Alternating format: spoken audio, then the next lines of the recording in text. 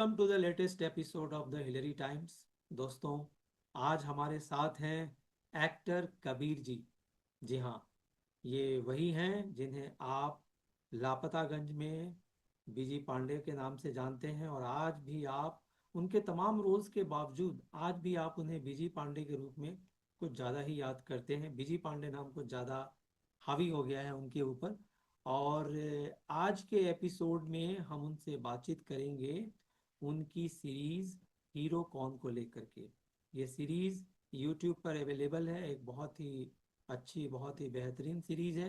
तो आज हम जानेंगे उनको, खास करके उनके रोल के बारे में, और उनको क्या लगा, क्यों ज्वाइन किया इस प्रोजेक्ट को, और ये फिल्म क्या कहना चाहती है, सीरीज क्या कहना चाहती है।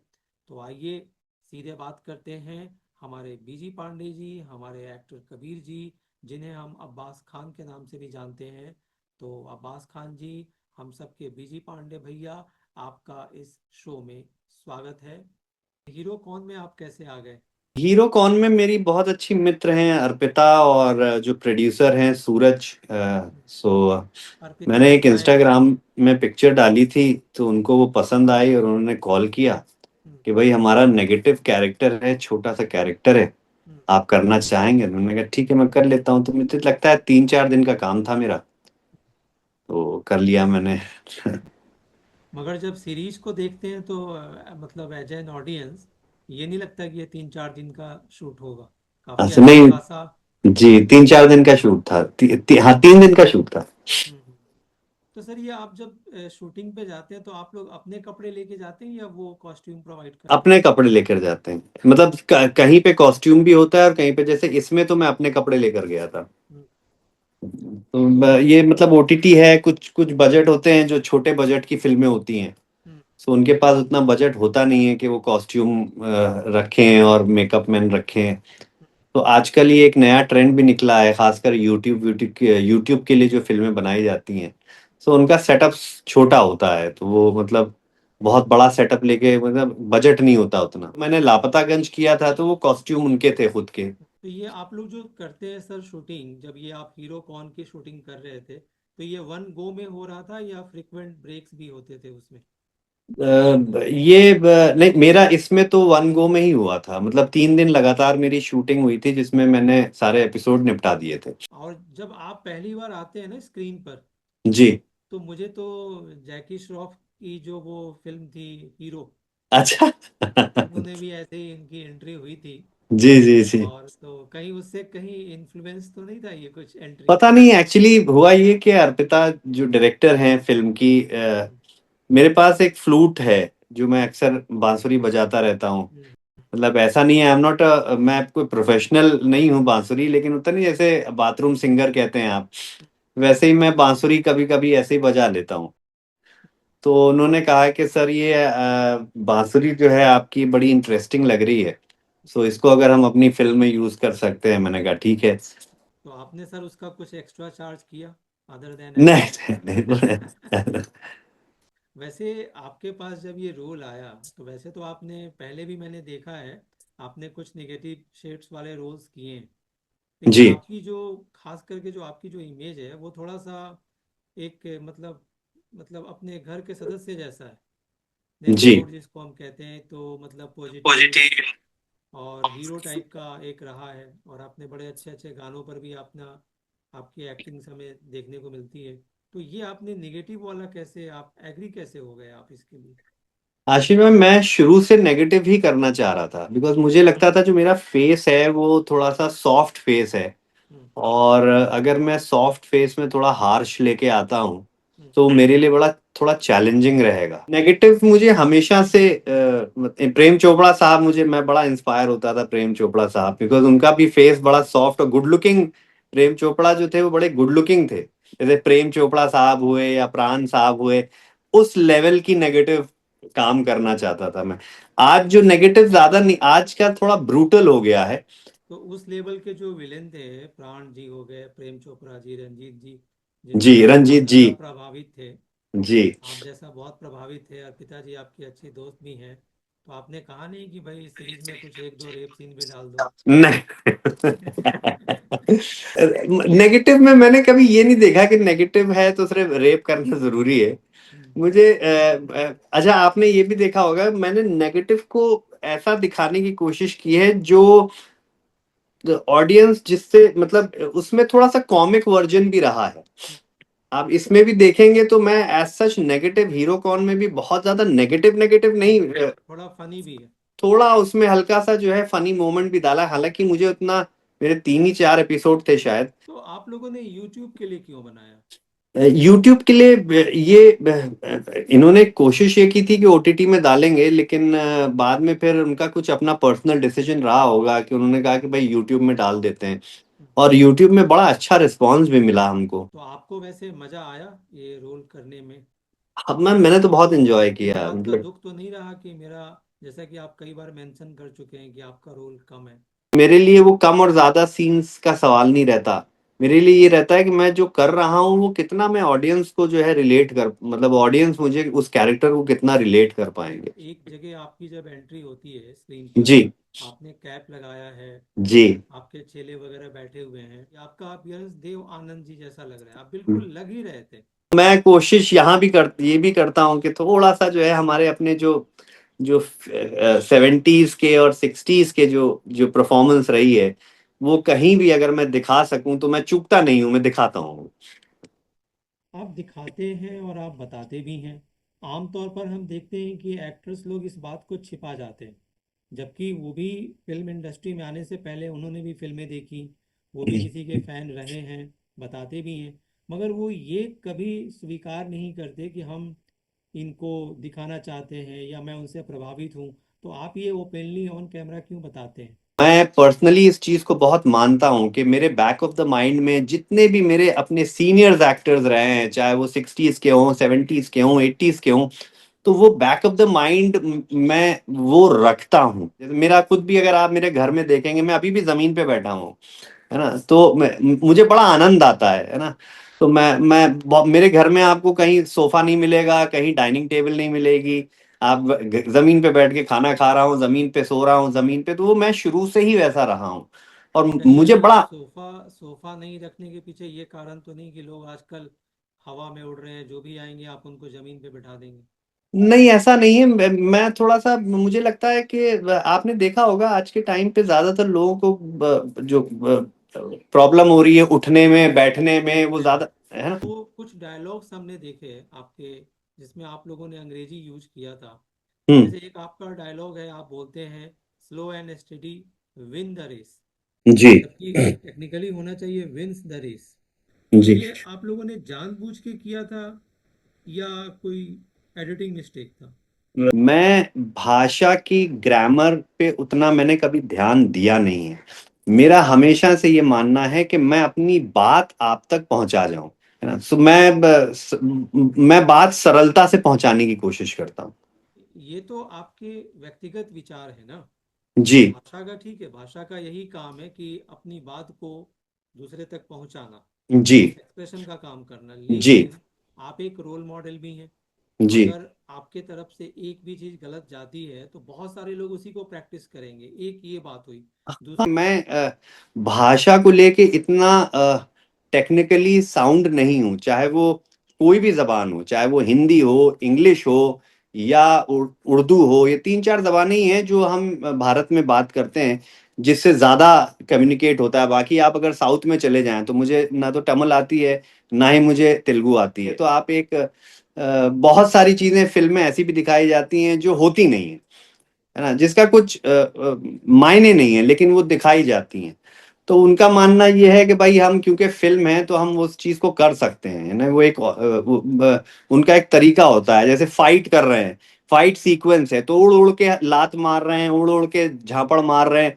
तो ये रियल लाइफ में ऐसा होता नहीं है ना, लेकिन वो हो रहा है। अब वो उसने हाथ से जो है हेलीकॉप्टर को रोक लिया, तो ऐसा कोई इंटेंशनली नहीं होता। बट हाँ, कुछ चीजें ऐसी भी होती हैं कि इंटेंशनली, जैसे कैरेक्टर है, अब उसको इंग्लिश बोलनी नहीं आती, अब वो कैरेक्टर ही वो है। अब जैसे मेरा इसमें कैरेक्टर जो है, ये कैरेक्टर जो मैंने किया इसमें मैं कोई बहुत एजुकेटेड एक्टर नहीं, मतलब एजुकेटेड कैरेक्टर नहीं है, गुंडा है, मवाली है। अब वो गुंडा मवाली कैसे अंग्रेजी बोलेगा? तो मतलब ये स्लिप ऑफ टंग नहीं था, ये जानबूझ करके जी कैरेक्टर जी के जी। हिसाब से डाला गया था। जी जी जी, मतलब ये क्योंकि वो कैरेक्टर ही वैसा है, हम्म। बिकॉज। अच्छा, आप अभी कह रहे थे कि बहुत सी चीजें रियल लाइफ में नहीं होती, पर्दे पर होती है, हीरो उछल उछल के कई लोगों को मार रहा है। तो ये कहाँ पर होता है कि हीरो जो है सलोनी जी के साथ सदाबहार फिल्मी युगल गीत गाने गा रहा है, तो इतने अच्छे भले सीन को छोड़ करके आप चार मुस्टंडों के सामने बांसुरी बजा रहे हैं, तो कौन सा आपके दिल के करीब है? जी मुझे बांसुरी वाला करीब है। मैं, अच्छा, ये शुरू से ही रहा है मेरा कि मैं हमेशा विलेन को बड़ा सॉफ्ट दिखाना चाहता हूँ। यानी कि मुझे मुझे ब्रूटल विलेन पसंद नहीं है पर्सनली, एज अ, ठीक है, मतलब अभी तक मैंने किया नहीं है। बट मैं वो बहुत ज्यादा ब्रूटल, बहुत ज्यादा डर्टी जो होते हैं, वो मुझे थोड़ा सा प्रेम चोपड़ा टाइप का या प्राण टाइप का, ऐसे विलेन्स मुझे पर्सनली पसंद आते हैं, है ना, या आपके अमरीश पुरी जी। तो इस तरीके के जो विलेन्स जो हैं वो मुझे, क्योंकि मैं बचपन से इनको देखते आया हूँ।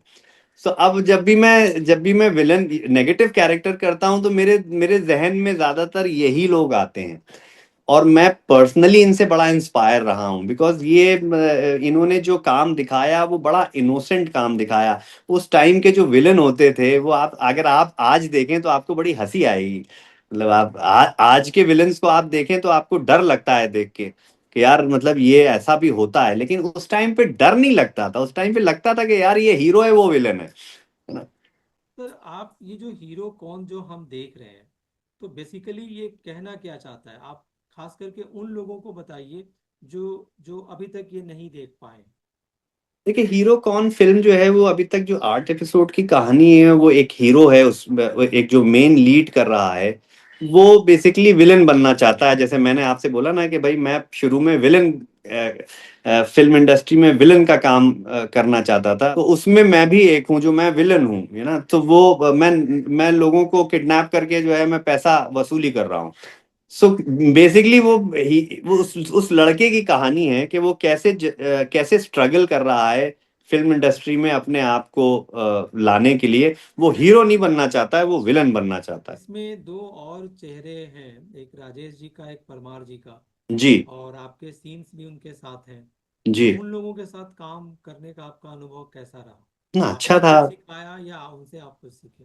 नहीं, ऐसा हम लोगों का सीखना सिखाना तो नहीं रहता है, बिकॉज टाइम ही इतना होता है। हम लोगों का ही होता है कि भाई लाइनें हो, अगर हमको सीन मिलता है तो आपस में बैठ के हम सीन को डिस्कस करते हैं, और उसके बाद फिर जो है हम परफॉर्म करते हैं।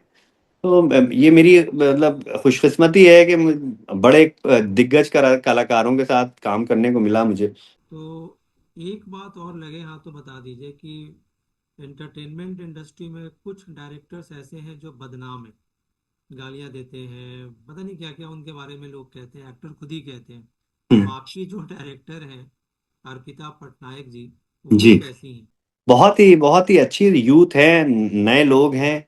सूरज भी जो प्रोड्यूसर है हमारे, सूरज खन्ना, वो भी बहुत नया जनरेशन का लड़का है, जो अभी मैदान में आए हैं सब काम करने के लिए, और बहुत अच्छा काम कर रहे हैं। ये तो मेरे साथ उन्होंने एक फिल्म की है, लेकिन और भी उन्होंने बहुत सारे काम किए हैं। लोगों को चस्का है बिहाइंड द सीन जानने का, गॉसिप। जी। आपने भी कई ऐसे इंटरव्यूज दिए हैं, बताए हैं पर्दे के पीछे क्या हुआ, कैसे हुआ। तो इसको लेकर के हीरो कौन के सेट पर कोई ऐसी बात हुई हो जो हम स्क्रीन पर नहीं देख पाए हों?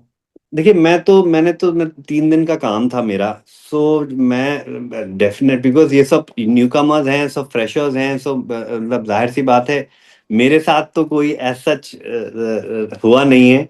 बट उनके अपने टीम में जो है कुछ बात होगी जो उन्होंने वो किया होगा, लेकिन मेरे साथ हमेशा दे दे रिस्पेक्टेड मी सो मच, है ना। जैसे ही मैं सेट पे पहुंचता था, मेरा मेकअप वैनिटी वैन तैयार है, वहां पे पानी रखा हुआ है ना, कपड़े रखे हुए हैं, और लाइंस जो हैं वो रखी हुई हैं। मतलब आप सीन्स आ जाते हैं, फौरन सीन दे दिया लाके एडी ने कि सर आप जरा सीन्स पे ध्यान दे दीजिए। तो वो गॉसिप, ये सब जो है ना, टीवी में ज्यादा है कल्चर। टीवी, क्योंकि टीवी क्या है कि आप 12 घंटे 13 घंटे रोज काम कर रहे हैं, तो वो एक परिवार हो जाता है, आशीष भाई। तो आपका कपड़े की बात कर रहे थे, आपके आपका एक सीन है जिसमें आपने एक गमछा डाला हुआ है। जी जी जी। तो गमछे का कलर कुछ सैफरन टाइप का हमें लगा। जी जी जी। तो अभी हाल में ही हमने देखा दीपिका जी का भी सैफरन कलर के ड्रेस को लेकर के इतना बवाल काटा लोगों ने, तो अच्छा। आपने भी डाला सैफरन कलर का। और जी। उसके बाद आप निगेटिव में थे, तो आपको कहीं लगा नहीं कि यार ये कहीं कलर को लेके कोई बवाल ना हो जाए? नहीं, सैफरन ये वो तो मेरा अपना खुद का स्टोल है वो, और हर काम का अपना एक तरीका है ना। सो वो आपको जो आप जो आज बैठे हैं, जो आपको स्क्रिप्ट मिली है वही आप करोगे, उससे हटके तो आप कुछ करोगे नहीं, है ना। और बात रही रंगों की, तो सारे रंग ईश्वर के हैं। मैं किसी एक रंग को थोड़ी ना, अब पीछे आप देख रहे हैं पत्ते हैं हरे हैं वो, तो क्या वो ईश्वर का रंग नहीं है क्या? है ना। तो मैं उसको इस नजर से देखता हूँ, और मेरे लिए सारे रंग बड़े महत्व रखते हैं। मैं सिर्फ सैफरन या हरे रंग के पीछे नहीं हूँ। तो हीरो कौन, इतनी अच्छी कहानी, इतने अच्छे एपिसोड्स, इतने अच्छे एक्टर्स, इन सब के बावजूद आप लोगों ने उसमें इतनी गंदी गालियां क्यों डाल दी? गालियों की जरूरत तो नहीं थी, लेकिन मैंने पर्सनली उसमें कोई सच गंदी गाली नहीं बोली है। मतलब और आप एक प्रोजेक्ट से जुड़े हुए हैं जिसमें गालियां दी गई हैं और बहुत हाँ, गंदी गालियां गालियां दी दी गई। गई हैं। अब देखिए क्या होता है आशीष जी, आजकल तो ये ट्रेंड हो गया है ना। सिर्फ इस फिल्म की बात नहीं है, आजकल आप देख लीजिए ये जितना। मेरा मानना बड़ा सिंपल है, मेरा कहना कि भाई गालियां बंद करवा दो। सिर्फ इस फिल्म की बात नहीं है। हर दूसरी फिल्म में और ऐसी ऐसी गालियां हैं कि मतलब शर्म आ जाए। दुनिया में बहुत से लोग जो हैं बहुत कुछ कर रहे हैं।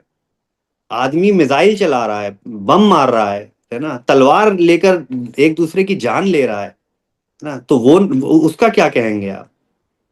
है ना, इतना कुछ हो रहा है। आप तो आज हर दूसरे दिन न्यूज में आप देख रहे हैं, इतनी नफरत हर तरफ फैली हुई है। इतना प्रचार, मजा न जाने किसके क्या, किस नाम पे, किस इसमें क्या क्या हो रहा है। तो मैं उनकी जिम्मेदारी थोड़ी ना उठाऊंगा। आप रोक नहीं सकते, ये हमारा काम ही नहीं है रोकना। मैं सिर्फ अपने आप को देख सकता हूँ। शायद इसीलिए आशीष जी मैंने बड़ी लिमिटेड काम किए हैं। तो दोस्तों, हम बातचीत कर रहे थे फिल्म, या यूं कहें यूट्यूब पर अभी हाल में ही 23 अगस्त को हीरो कौन के नाम से एक सीरीज आई है, जो वाकई बहुत अच्छी है। मुझे भी बहुत अच्छी लगी, और काफ़ी प्रोमिनेंट फेसेस ने इसमें काम किया है। तो एक्टर कबीर जी उसको लेकर के हमसे बातचीत कर रहे थे, हम जान रहे थे क्या है, क्यों है, कैसे है। और मैं आप सभी से कहूँगा कि आप जाएं और हीरो कौन इस सीरीज को आप देखें, बहुत ही बेहतरीन है। हाँ, एक दो गालियाँ हैं, तो खैर फिल्म वाकई अच्छी है, बहुत अच्छी सीरीज़ है, आपको देखनी चाहिए। और बीजी पांडे जी, जो आप सभी के फेवरेट एक्टर हैं, उनका भी रोल काफ़ी अच्छा है, बहुत अच्छा रोल है। बाकी दूसरे एक्टर्स ने भी बहुत अच्छा काम किया है, और वाकई हमें अप्रिसिएट करना चाहिए। और अच्छी मूवी है, अच्छा सीरीज है, तो हमें अच्छा बोलना चाहिए। तो आप जाएं, ज़रूर देखें, और कमेंट करके आप बताएं कि आज का इंटरव्यू कैसा लगा, आज का पॉडकास्ट कैसा लगा, हीरो कौन ये सीरीज़ आपको कैसी लगी। और जो इसके डायरेक्टर हैं अर्पिता पटनायक जी, वो भी धन्यवाद की पात्र हैं, बहुत अच्छा उन्होंने ये सीरीज़ हम सबके सामने लाया है। हाँ, बाकी मैं एज ए व्यूअर मैं उनसे भी गुजारिश करूंगा, और भी बहुत सारे ऐसे जो फिल्म मेकर्स हैं, उनसे भी ये मैं रिक्वेस्ट करूंगा कि प्लीज़ अपने जो आपके क्रिएशंस हैं, जो मूवीज़ हैं, सीरीज़ हैं, जो भी आप बनाते हैं, उसमें प्लीज़ गालियाँ अगर न रखें तो ज़्यादा अच्छा रहेगा। It will add excellence to the show. तो दोस्तों, आप देख रहे हैं द हिलरी टाइम्स, और देखते रहिए।